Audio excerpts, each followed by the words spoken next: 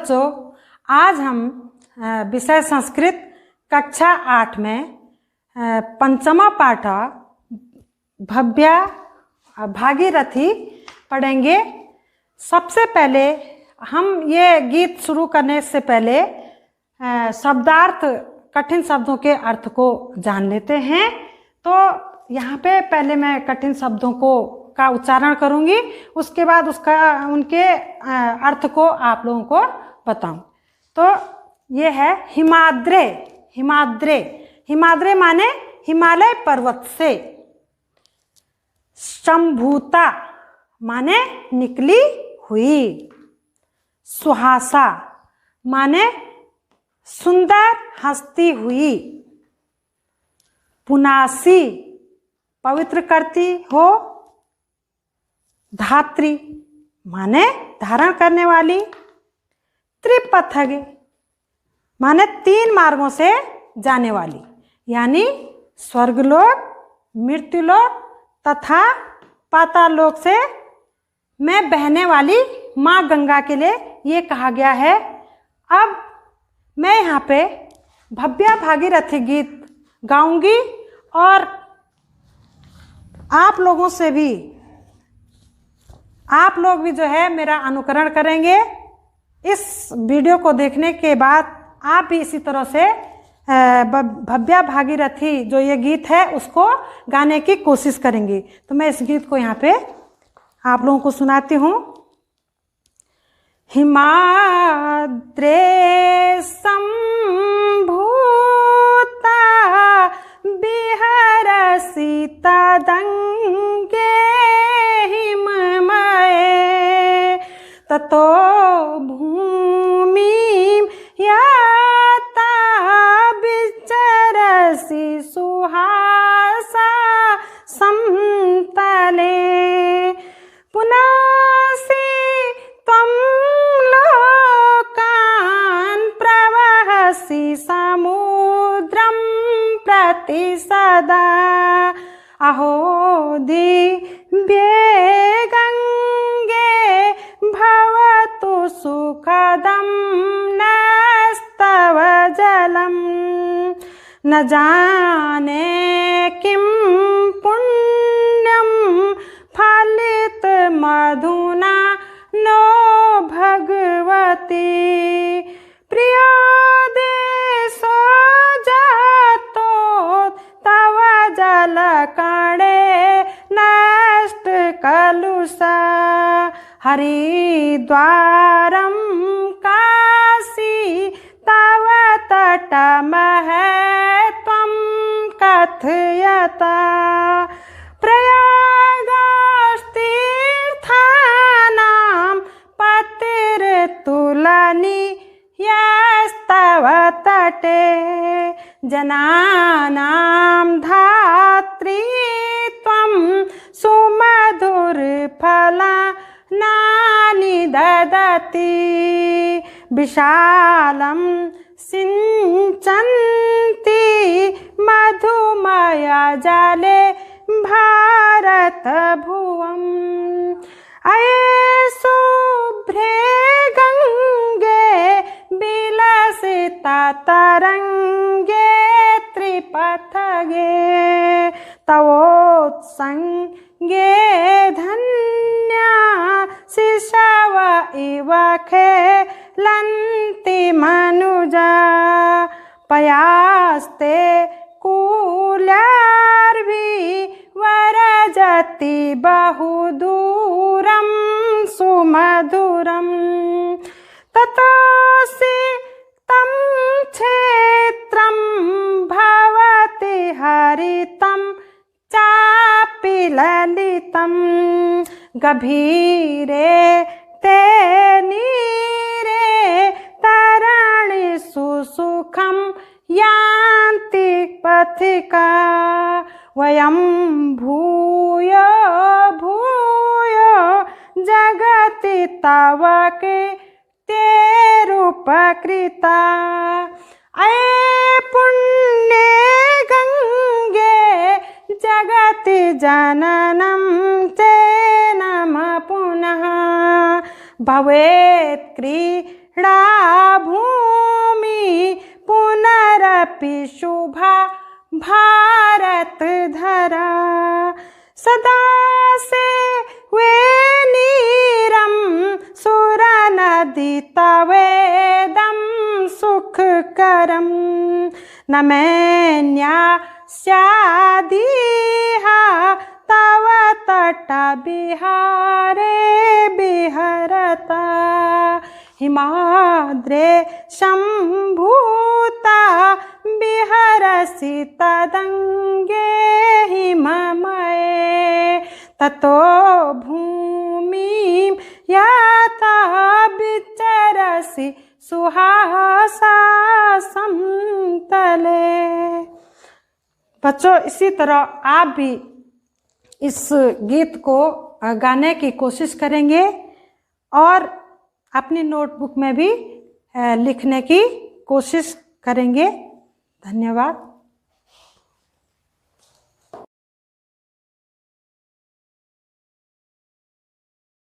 Hello बच्चों, पढ़ते हैं हिंदी। उप विषय व्याकरण है और आज हम लेकर आए हैं पर्यायवाची शब्द, जो कि कक्षा 3 से 8 तक के बच्चों के लिए है। तो समझते हैं पर्यायवाची शब्द। पर्यायवाची शब्द किसे कहते हैं? तो पर्यायवाची शब्द, पर्यायवाची 2 शब्दों के मेल से बना है। पर्याय धन वाची। पर्याय का अर्थ है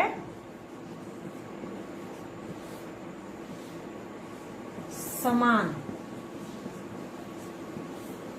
और वाची का अर्थ है बोले जाने वाली, अर्थात समान रूप से बोले जाने वाले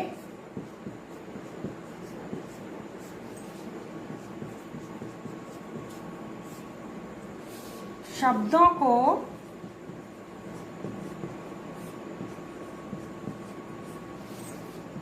पर्यायवाची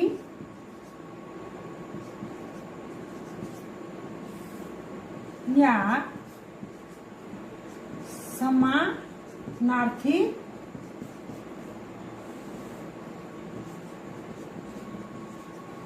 शब्द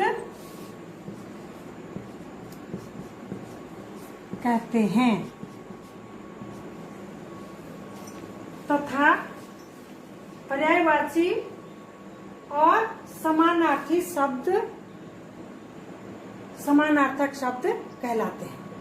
यानी कि पर्यायवाची और समानार्थी शब्दों को समानार्थक शब्द भी कहते हैं। अब आप समझ ही गए होंगे कि पर्यायवाची शब्द कहते हैं समान रूप से बोले जाने वाले शब्दों को पर्यायवाची या समानार्थी शब्द कहते हैं।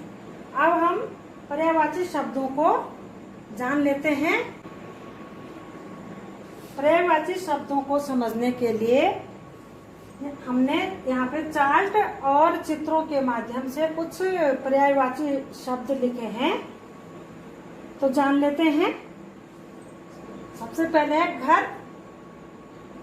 घर का चित्र बना है। घर के पर्यायवाची और समानार्थी शब्द हैं गृह, भवन, सदन, आलय, निकेतन। अगला शब्द है सूर्य।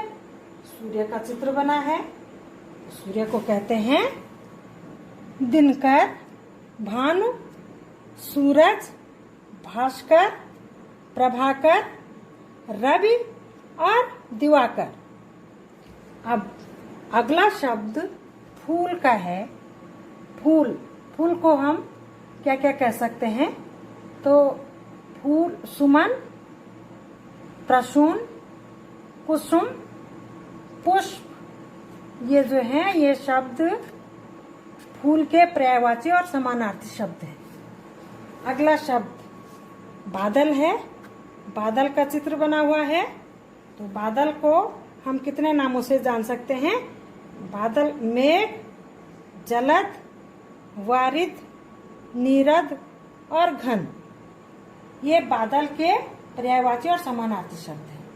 अगला शब्द कमल का है। कमल है, कमल को हम सरोज, नलिन, नीरज, अम्बुज, जलज और पंकज, ये कमल के पर्यायवाची और समानार्थी शब्द हैं।